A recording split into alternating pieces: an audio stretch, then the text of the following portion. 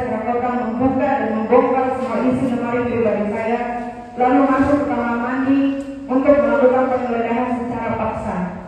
Dan pada akhirnya anggota kepolisian dari Polres Serangkota tersebut mengambil secara paksa iPad saya.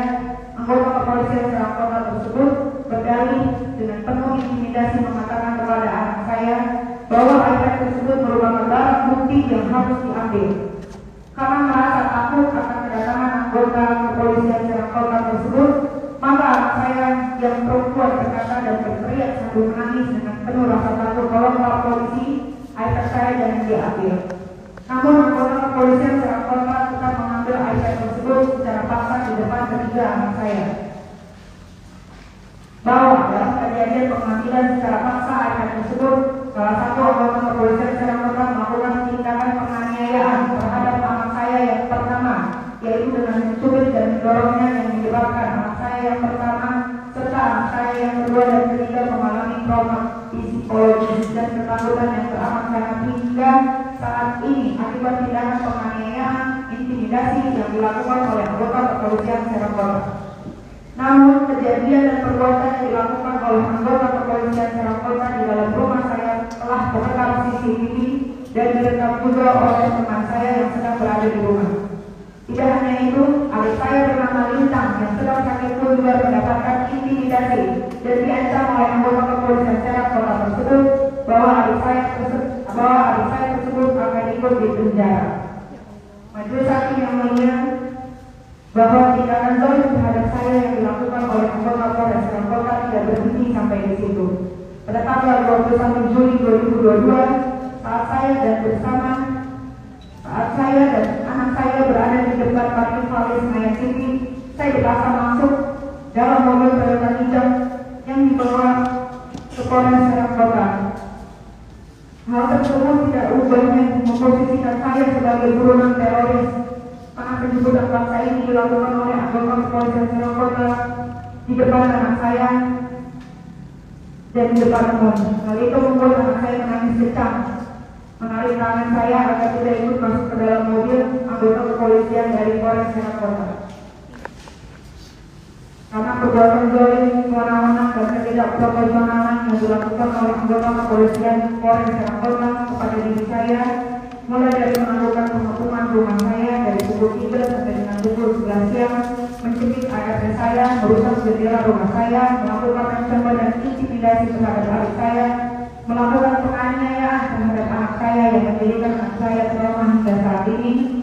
Kemudian pada tanggal 22 Juni 2022, saya membuat laporan ke Divpropam Mabes Polri dan dari surat pemberitahuan hasil perizinan propam SP2AB nomor B/941 P/11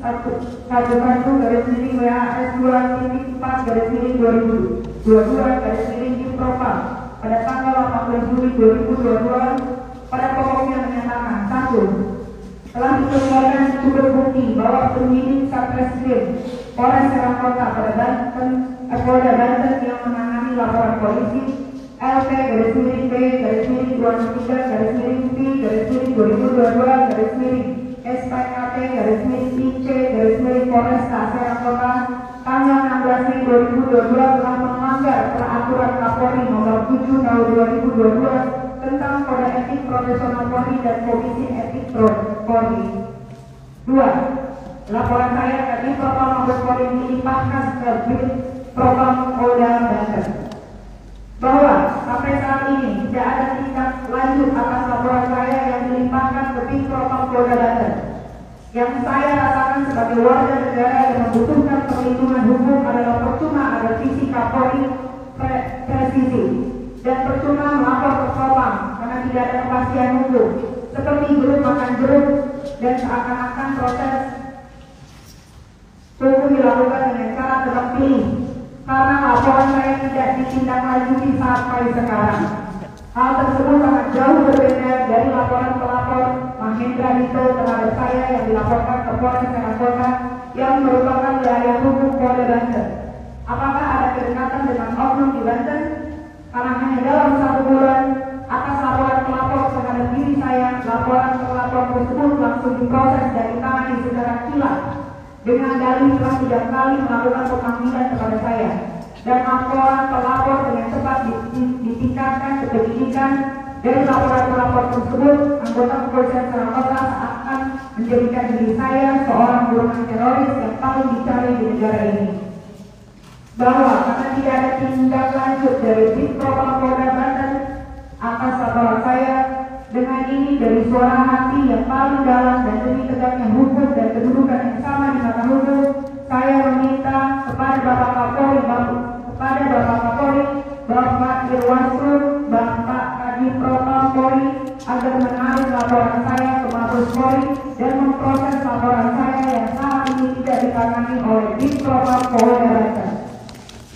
Bahwa tidak ada seorang pun yang kebal hukum atas setiap perbuatannya yang memang telah melanggar aturan.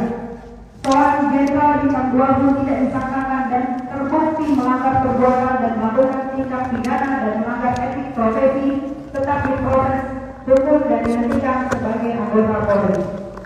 Sekali lagi dari hati saya yang paling dalam, saya memohon dan meminta kepada Bapak Menko Polhukam Profesor Dr. Haji Muhammad Mahmudin SMIP, Bapak Kapolri Jenderal Polisi Dr. Listio Sigit Prabowo MSI, Bapak Irwaslu Komjen Pol Dr. Andes Agung Budi Marioto MSI, Bapak Kadipropam Polri Irjen Pol Dr. Andes Yantono MSI, agar melihat masalah yang saya hadapi ini dengan penuh perhatian serius. Hitam ya hitam, putih ya putih, tidak ada abu-abu. Karena permasalahan ini berhubungan dengan komitmen Bapak Kapolri untuk menjadikan polisi yang bermartabat dan rumah bagi pencari perlindungan hukum. Agar selanjutnya tidak ada oknum aparat kepolisian Republik Indonesia yang menyalahgunakan kekuasaan dan kewenangannya. Majelis Hakim yang mulia, pada kesempatan ini izinkan saya menyampaikan informasi di mana berdasarkan sumber berita online bahwa pelapor Menko itu juga pernah diperiksa KPK sebagai saksi terkait kasus mantan sekretaris MA yaitu Nur Hadi. Untuk itu mohon KPK membuka kembali permasalahan tersebut. Saya meminta KPK membuka kembali oknum-oknum yang terlibat dalam kasus mafia hukum terpidana Nur Hadi. Saya meminta KPK tidak boleh kalah dengan mafia hukum yang terkait dengan tindak pidana mantan sekretaris MA Nur Hadi. Majelis Hakim yang mulia, selanjutnya kezaliman yang terjadi kepada saya berawal ketika saya mendapatkan kiriman postingan berupa informasi dari mantan kru private jet pelapor yakni saudara Mahendra Dito mengenai jual beli private jet pada bulan Mei 2020 jenis Hawker 4000 registrasi M349AJ Red USA. Terkait data dan informasi tentang siapa yang menginformasikan, saya bisa memberikan informasi tersebut kepada Komisi Pemberantasan Korupsi atau KPK karena saya memiliki informasi tersebut. Karena itu saya sangat siap kapan saja diperiksa Komisi Pemberantasan Korupsi untuk membuka masalah jual beli private jet jenis Hawker 4000 registrasi M349AJ Red USA. Bersama ini juga saya mohon kepada Komisi Pemberantasan Korupsi atau KPK untuk memberikan perlindungan kepada saya dan kepada orang yang memberikan informasi tersebut.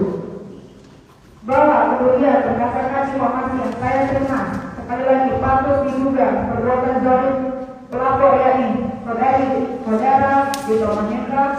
Tidak hanya sampai di situ, berdasarkan informasi yang saya terima bahwa pelapor Mahendra Dito tidak membayarkan gaji kepada kru pesawat private jet selama 6 bulan setengah. Terhitung sampai informasi tersebut saya terima. Lebih lanjut, pelapor saudara Dito memiliki hutang sebesar 800 juta lebih kepada Ground Melting KB Karisma Halil. Majelis Hakim yang mulia, bahwa saya didakwa telah mencemarkan nama baik Dito Mahendra karena saya telah memposting kejadian adanya pelaporan security yang dipukul oleh Mahendra Dito yang dimana laporannya ada di Polsek Mampang Prambanan. Setelah memperhatikan berkas perkara bahwa terbukti memang benar adanya laporan polisi atas nama Mahendra Dito yang dilaporkan di Polsek Mampang Prambanan. Secara yuridis, apa yang saya posting itu adalah benar adanya, bukan fitnah dan juga bukan bukan pencemaran nama baik. Maka logika hukum apa yang dipergunakan oleh jaksa penuntut umum menyatakan dan mendakwa saya telah melakukan pencemaran nama baik dan fitnah, yang dimana saya memposting dengan maksud dan tujuan untuk menghimbau aparat kepolisian agar bertindak adil dan memproses laporan tersebut. Apalagi yang menjadi korban penganiayaan adalah rakyat kecil, yaitu seorang security. Majelis hakim yang mulia, saya didakwa dengan dakwaan ke-1, jaksa penuntut umum saya didakwa melanggar pasal 36 Junto pasal 27 ayat 3, Junto pasal 51 ayat 2 Undang-Undang Republik Indonesia nomor 19 tahun 2016 tentang perubahan atas Undang-Undang nomor 11 tahun 2008 tentang informasi dan transaksi elektronik. Dakwaan kedua, jaksa penuntut umum saya didakwa melanggar pasal 27 ayat 3, Junto pasal 45 ayat 3, Undang-Undang Republik Indonesia nomor 19 tahun 2016 tentang perubahan atas Undang-Undang nomor 11 tahun 2008 tentang informasi dan transaksi elektronik. Atau dakwaan ketiga, jaksa penuntut umum saya didakwa dalam pasal 311 KUHP. Majelis hakim yang mulia, terkait dengan dakwaan ke-1 atau kedua atau ketiga yang telah diuraikan oleh jaksa penuntut umum, terbukti uraian jaksa penuntut umum merugikan menguraikan peristiwa hukum yang kontradiktif, di mana di satu sisi menyatakan ada perbuatan pencemaran nama baik, namun di dalam uraian dakwaan jaksa penuntut umum menyatakan bahwa itu bukan suatu perbuatan pencemaran nama baik. Yang mana postingan saya dan saya posting di Instastory menggunakan kalimat diduga melakukan penyekapan dan pemukulan secara sadis ke mantan supir bus pesawat kepada kepolisian Indonesia harus adil dalam menangani kasus sadis ini.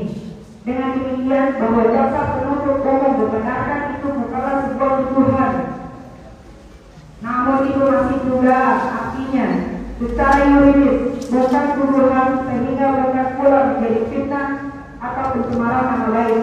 Maka secara yuridis apa yang saya lakukan bukanlah bentuk pencemaran nama baik dan fitnah, melainkan merupakan dugaan ada perbuatan yang dilakukan oleh pelapor. Dan laporan sampai saat ini diproses oleh penyidik di Polres Metro Jakarta Selatan. Untuk itu mohon Bapak Kapolres Metro Jakarta Selatan jangan menjadikan laporan tindak pidana perampasan kemerdekaan terkesan berputar-putar seperti bola.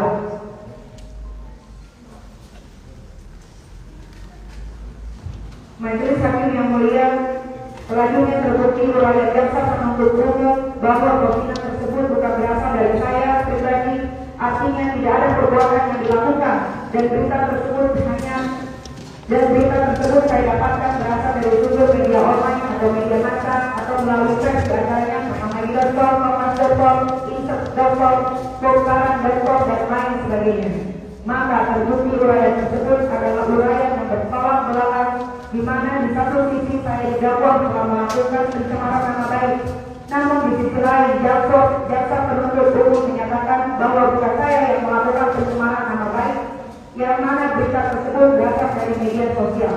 Maka secara yuridis dakwaan yang kontradiktif atau dakwaan tidak jelas, kabur, absurd itu uraiannya dinyatakan batal demi hukum atau dinyatakan tidak dapat diterima selanjutnya oleh karena secara yuridis terkait dengan berita melalui media online atau media massa atau pers.